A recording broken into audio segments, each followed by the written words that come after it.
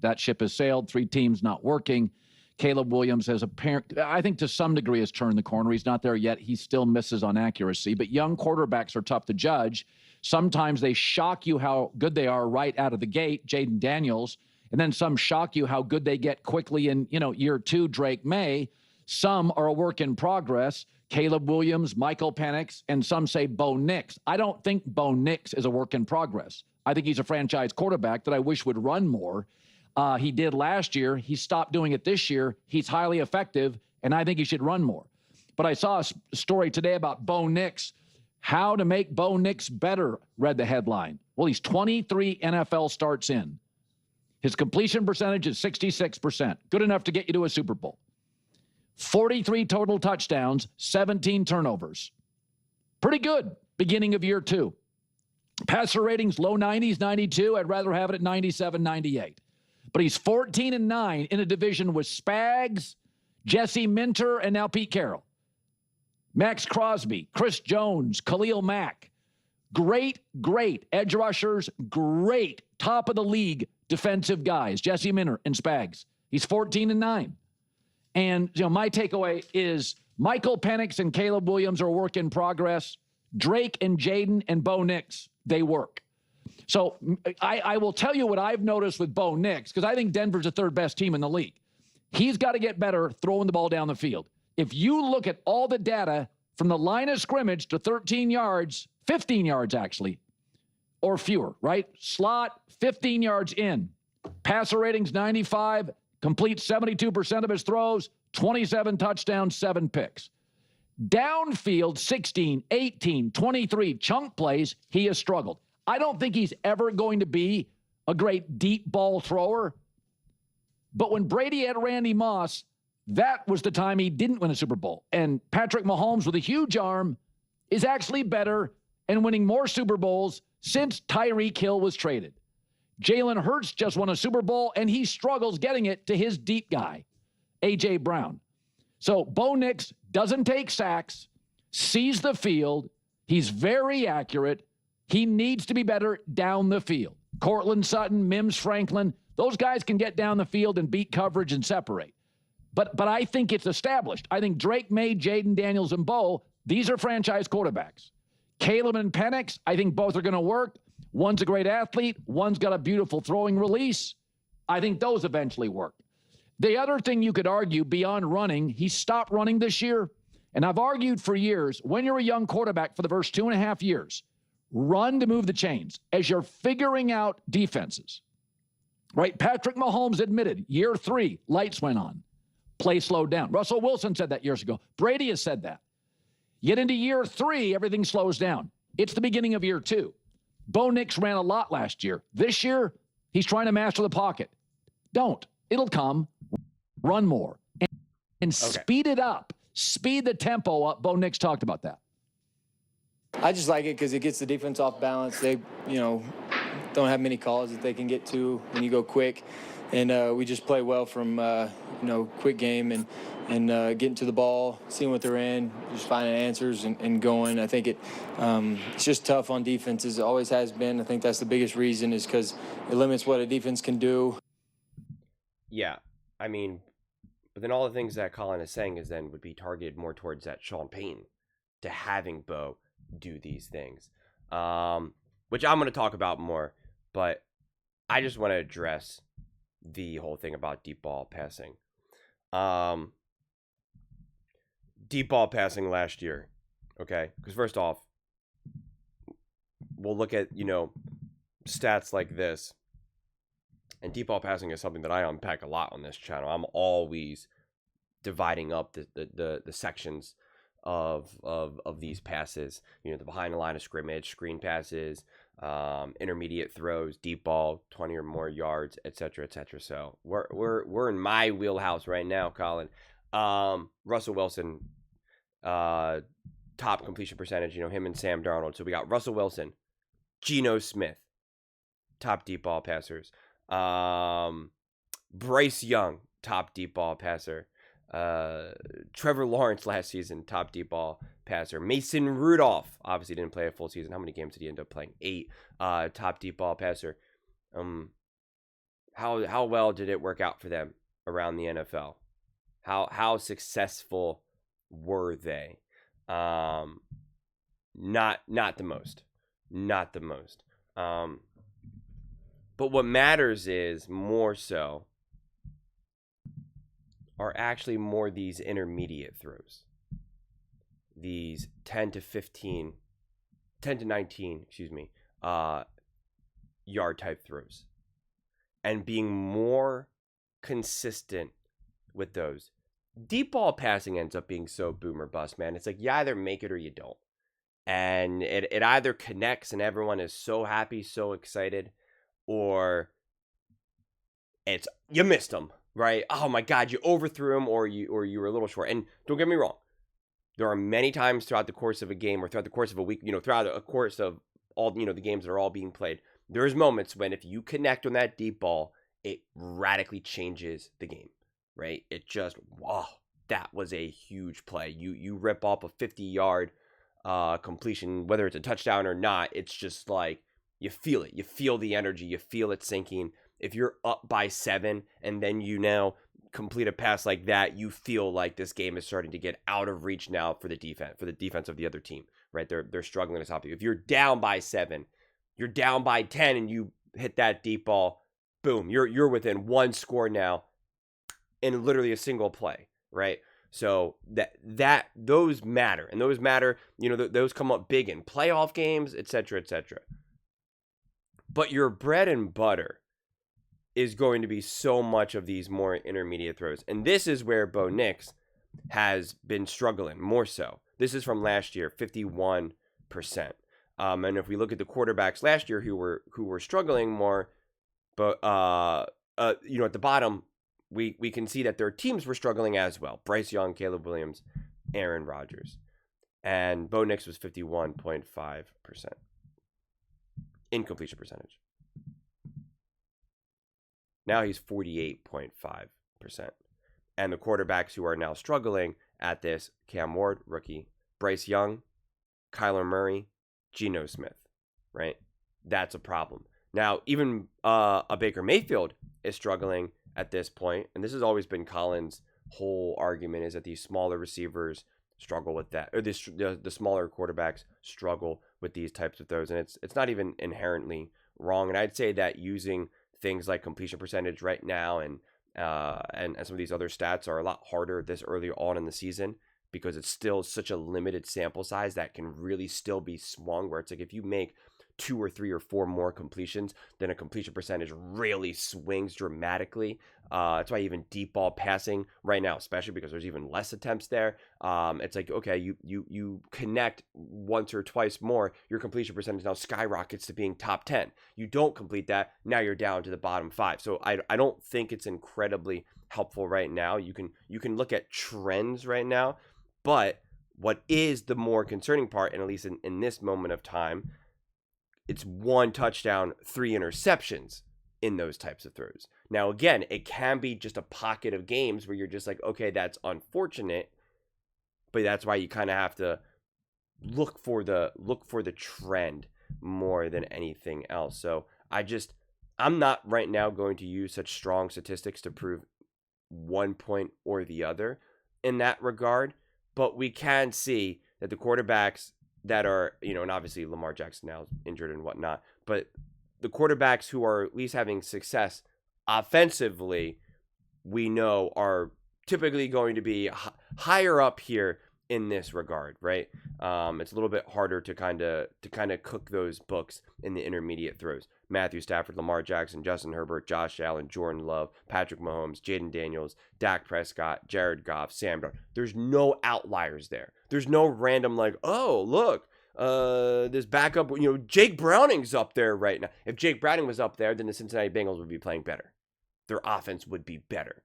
So this type area, you're just less likely to have kind of some of those random pockets. For deep ball, we see it all the time. Geno Smith and Russell Wilson have been like the best deep ball throwers of the last like 3 or 4 years. What have their teams done, in that period of time? Not a lot. Not a lot. So right now, part of what my problem would be with the Denver Broncos offense is right now I have it based off of attempts for deep ball passing. And he's 13th, nothing crazy, 20 attempts, right? We can see Daniel Jones, 20, Jordan Love, 22, Patrick Mahomes, 27. They were down, obviously, in those first few games, so a couple of those. But Jalen Hurts, 27, Dak Prescott, 28, Stafford, 28, Baker Mayfield, 32. This is what's really interesting. We can see Matthew Stafford, Baker Mayfield at the top, Dak Prescott, and they're letting it loose, letting it rip. Same thing with Jalen Hurts at 27 and Mahomes 27. All for different reasons throughout the course of their respective games.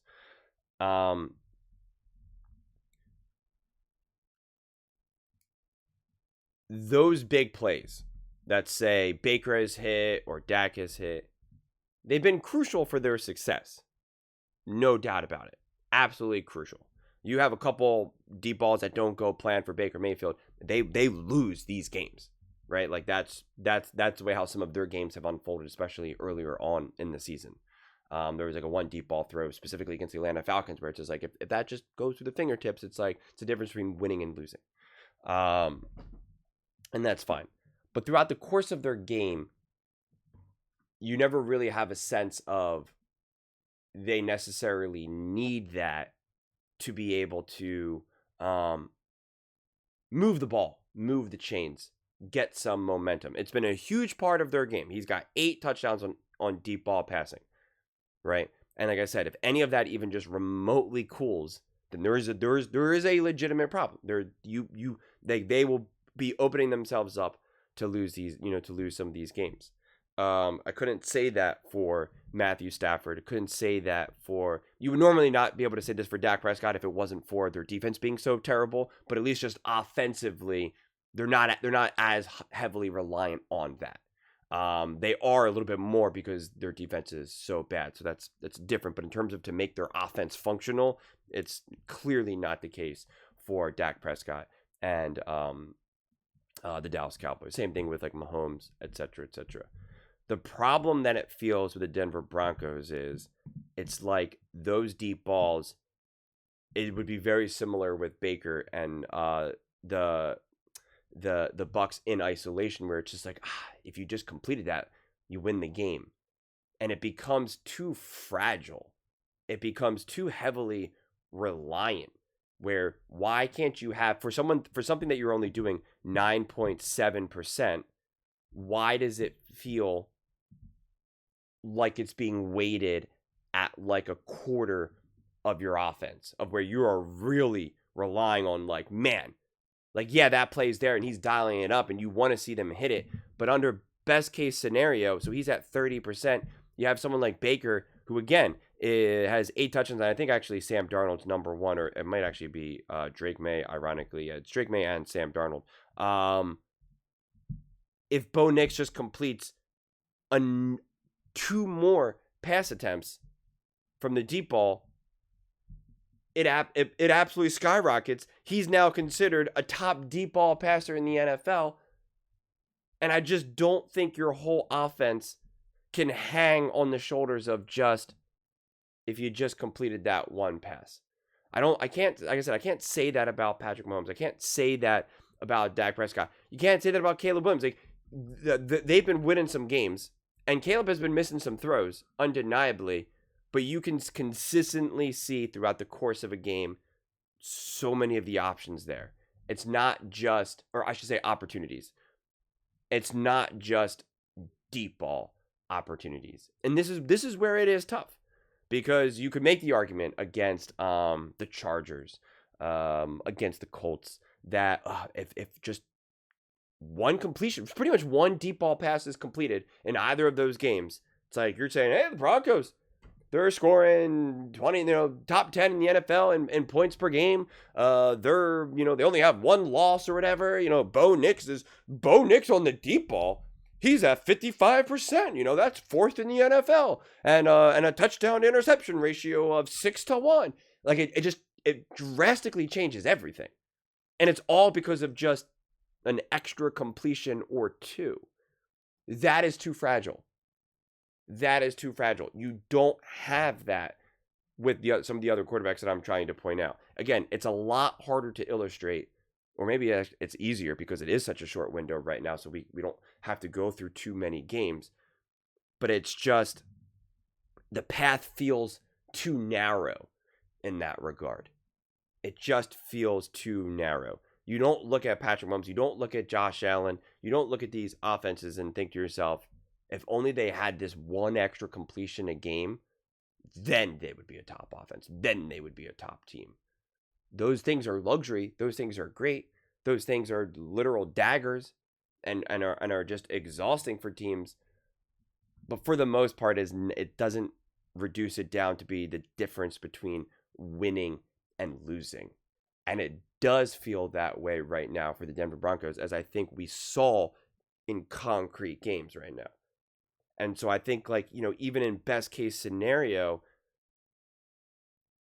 I don't know. It just doesn't feel resilient enough right now. I mean, that, and I'll just end here and just repeat myself. I mean, seriously, just think about it. If he just completes 2 more passes on those deep balls, then they win those games, and the conversation is radically transformed. Now, maybe the argument for that is, well, those passes will be there, those completions will be there, and they will win those games, and there you go, and that's what this team can do once they get more connected.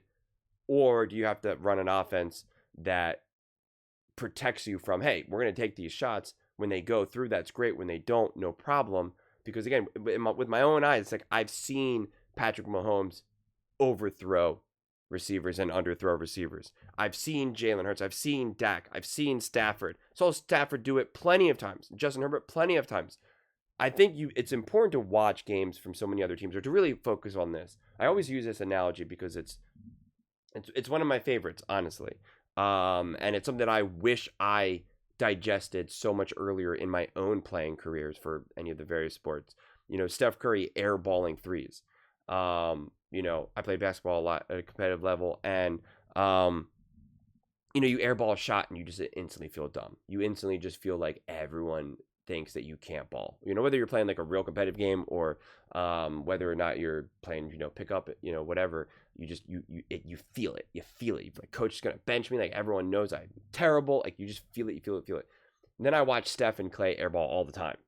They airball all the time, and it's like nothing. And the crowd's always like, airball, and it's just like, yeah, whatever. Of course I'm gonna airball. You know how many shots I shoot? You know how great of a shooter I am? Yeah, of course I'm gonna miss sometimes. Of course it's gonna be an ugly shot. So that's how it happens. And it's the same thing with accuracy and deep ball. I think Justin Herbert, Matthew Stafford, you know, we can just name all the quarterbacks. I think they're elite special arms. They overthrow receivers and underthrow receivers all the time.